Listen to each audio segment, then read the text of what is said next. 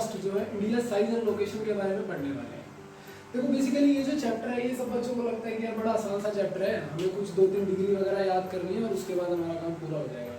लेकिन नहीं, अगर आप इस चैप्टर के सिग्निफिकेंस को समझेंगे तो जो क्लास 8th की जो आपकी ज्योग्राफी थी वो पूरी टोटली डिफरेंट थी, और क्लास 9th की जो ज्योग्राफी है वो पूरी टोटली डिफरेंट है। और क्लास 9th की ज्योग्राफी को अगर आपको रटना नहीं है, अगर आपको समझ के पूरी ज्योग्राफी को पढ़ना है, तो इस चैप्टर को डिटेल में समझना बहुत ज़्यादा आसान है।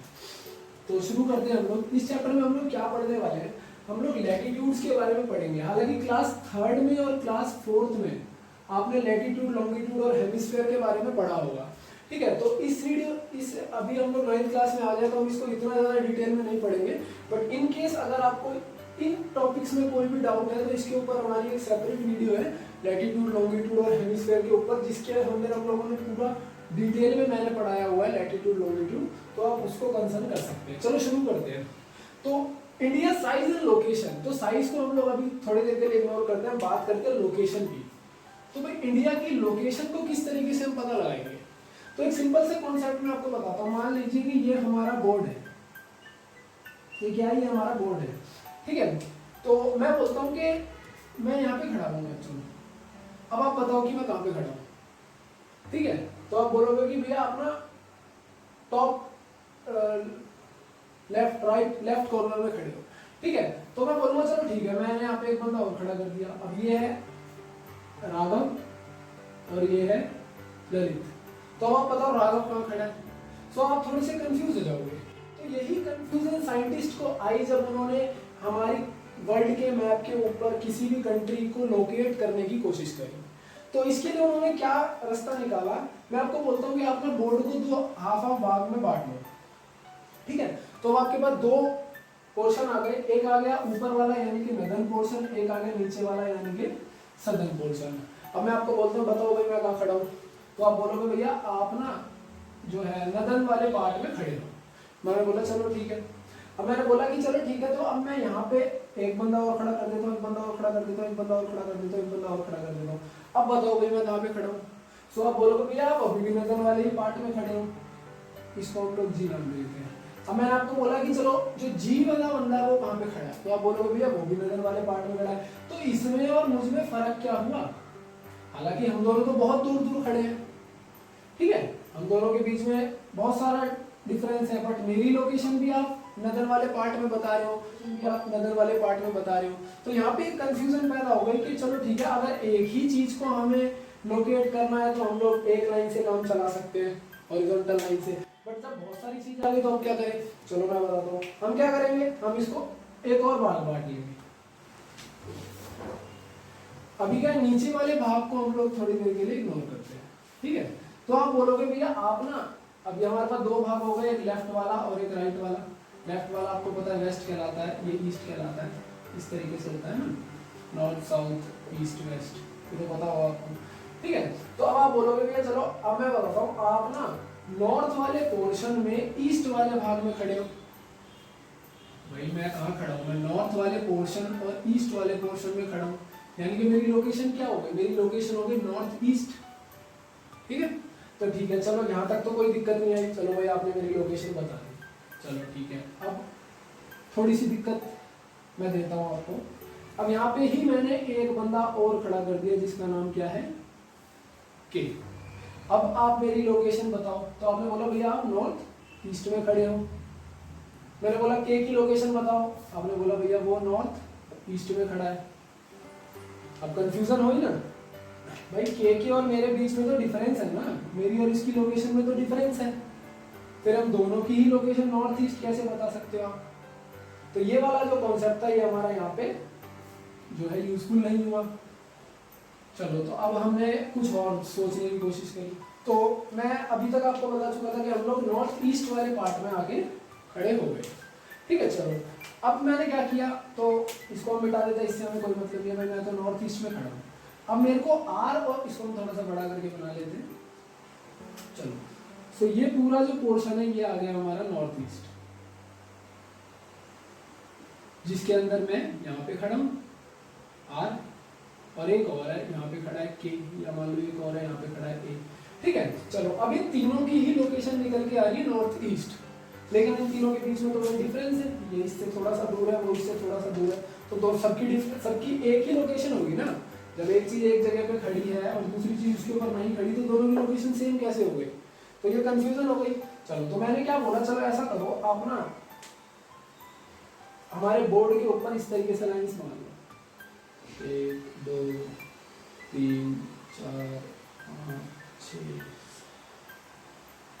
चलो ये हम लोगों ने लाइंस मारी, इनको हमने नाम दे दिया 1 2 3 4 5 6 7 8 एंड 9।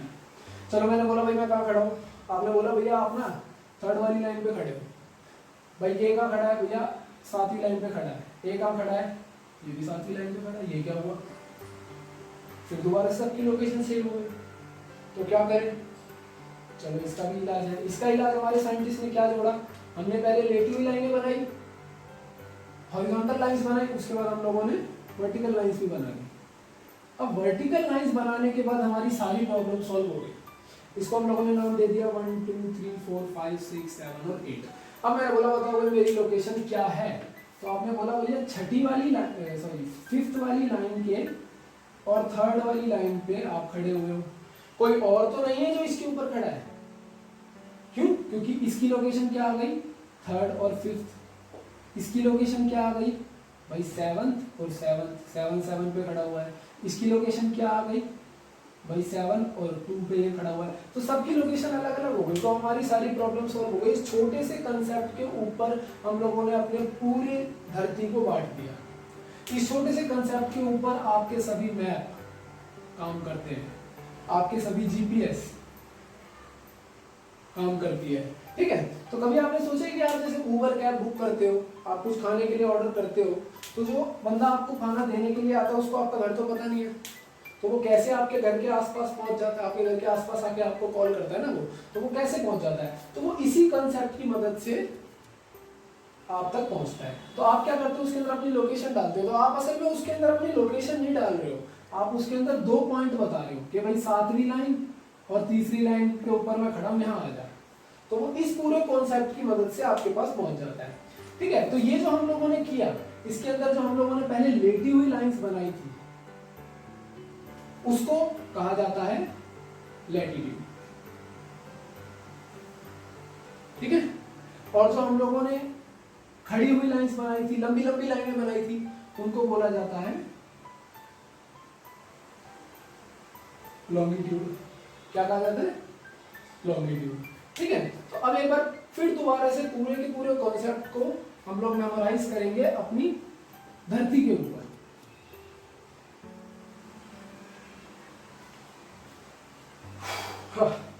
चलो तो ये हमारी अर्थ है पूरी। अब हमें ए को लोकेट नहीं करना, अब हमें किसको लोकेट करना है, अपने इंडिया को लोकेट करना है, ठीक है। चलो तो हम लोगों ने पहले क्या किया था, पूरे बोर्ड को हाफ हाफ बांट लिया था, तो धरती को भी भाई हाफ हाफ बांट दो। जिस लाइन से बांटते हैं उसे क्या बोलते हैं, उस लाइन को बोला जाता है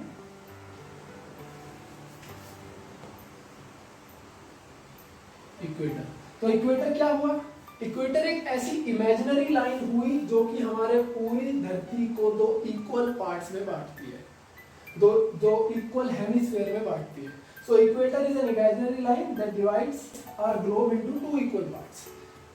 the upper part is called as northern hemisphere and the lower part is called as southern hemisphere. हमारा जो इंडिया है, थोड़ी सी फैक्चुअल डिटेल्स के बारे में बात कर लेते हैं। हमारा जो इंडिया है,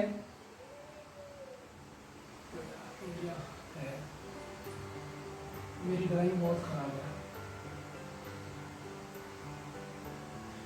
मान लो इंडिया है, ठीक है। तो हमारा जो इंडिया है वो पूरी तरीके से कहां पे लाई करता है, नॉर्दर्न हेमिस्फीयर में लाई करता है। मान लेते हैं ये हमारा पूरा इंडिया, ठीक है। तो ये हमारा इंडिया है। हम लोगों ने क्या किया था, पहले अपने बोर्ड को हाफ हाफ पार्ट में बांटा था हॉरिजॉन्टली, फिर हम लोगों ने अपने बोर्ड को वर्टिकली भी बांटा था। ये वाला पोर्शन वेस्ट कहलाता था और ये वाला पोर्शन ईस्ट कहलाता था। और जो भी कोई कंट्रीज इस पोर्शन में लाई कर रही थी उसे क्या बोल रहे थे हम लोग, उसे हम लोग बोल रहे थे नॉर्थ ईस्ट कंट्रीज। तो इससे क्या कंक्लूजन निकल के आता है कि जो हमारा इंडिया है वो एक नॉर्थ ईस्टर्न कंट्री है, ठीक है। चलो हमारे इंडिया का लैटिट्यूडनली एक्सटेंट वो है 37 डिग्री 6 मिनट नॉर्थ से लेकर 8 डिग्री 4 मिनट तक। अभी डिग्री क्या है, मिनट क्या है, ये फिर दोबारा से एडिशनली हमारे लैटिट्यूड लॉन्गिट्यूड का पार्ट है जो कि हम लोगों ने प्रीवियस क्लासेस में पढ़ा हुआ है। इन केस आपको इसके अंदर कुछ भी प्रॉब्लम आती है तो आप मेरी दूसरी वीडियो को कंसल्ट कर सकते हैं। ठीक है, तो ये तो हो गया हमारा लैटिट्यूडनली एक्सटेंड। और हमारा लॉन्गिट्यूडनली एक्सटेंड क्या है? तो लॉन्गिट्यूडनली एक्सटेंड है 68 डिग्री 7 मिनट से लेकर 97 डिग्री 28 मिनट ईस्ट तक। ठीक है, अब इसके अंदर कई सारी कंफ्यूजन आपको उठ रही होगी अगर आपको लैटिट्यूड और लॉन्गिट्यूड का कॉन्सेप्ट क्लियर नहीं है तो। क्यों? क्योंकि भाई ये वाला पोर्शन तो हमारी कंट्री का सदर्न पार्ट है और हम यहाँ पे लिख रहे हैं 8 डिग्री 4 मिनट नॉर्थ। ऐसा क्यों? ये वाला पोर्शन तो हमारी कंट्री का वेस्टर्न पार्ट है और इसको हम लिख रहे हैं 68 डिग्री 7 मिनट ईस्ट। ऐसा क्यों हो रहा है? तो ये सभी कॉन्सेप्ट जो है आपके लैटिट्यूड लॉन्गिट्यूड की एक डिटेल्ड वीडियो हम बनाएंगे, उसके अंदर से आप देख सकते हैं।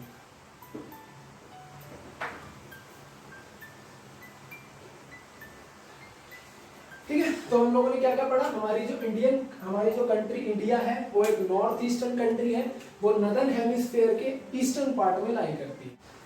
तो इंडिया का लैटिट्यूडनली एक्सटेंड और लॉन्गिट्यूडनली एक्सटेंड अब हम लोगों ने समझ लिया। ठीक है, थोड़ी सी फैक्चुअल डिटेल्स के बारे में बात कर लेते हैं जो कि हमें अपने कंट्री के बारे में पता होनी चाहिए। सो इंडिया के मेनलैंड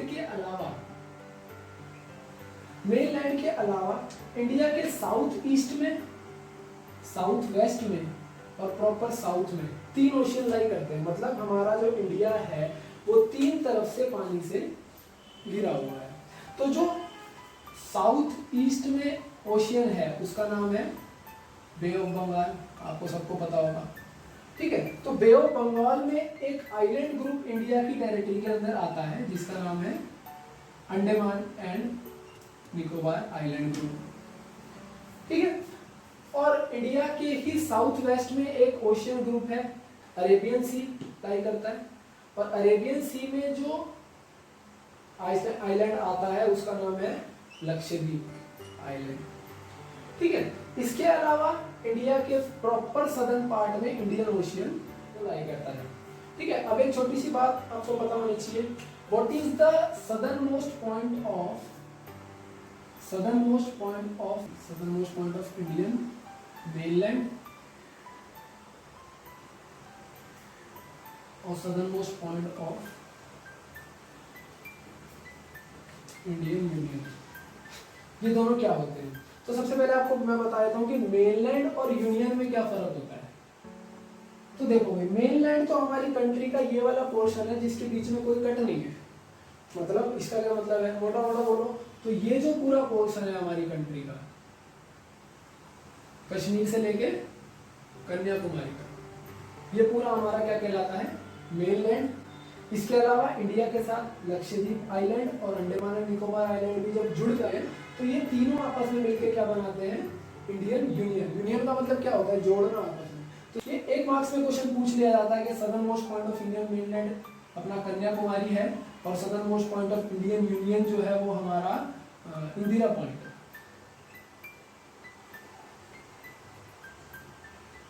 हालांकि ये जो इंदिरा पॉइंट है वो 2004 की सुनामी के बाद पानी में पूरी तरीके से डूब गया था। Okay, so this is all about India size and location. इस वीडियो में हम लोगों ने पढ़ा इंडिया की लोकेशन के बारे में। इन केस आपको ये डिग्री में, मिनट में, ईस्ट वेस्ट इन सब में कुछ भी प्रॉब्लम हो तो आप मेरी दूसरी वीडियो को देख सकते हैं।